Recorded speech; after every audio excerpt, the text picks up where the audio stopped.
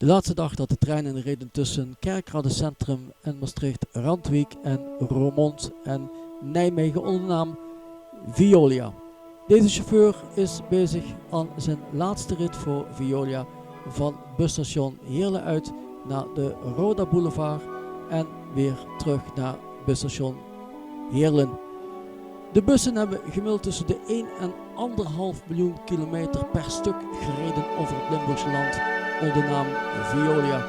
En vandaag was het dus de laatste dag dat Veolia hier in Limburg het openbaar vervoer verrichtte. Wij als reiziger bedanken Veolia voor alle kilometers die u voor ons gereden heeft om ons op de plaats van bestemming te brengen. En we kunnen alleen maar zeggen, you will never walk alone. Deze lijn wordt op Nederland Top Video volledig uitgezonden. Veolia, bedankt, adieu.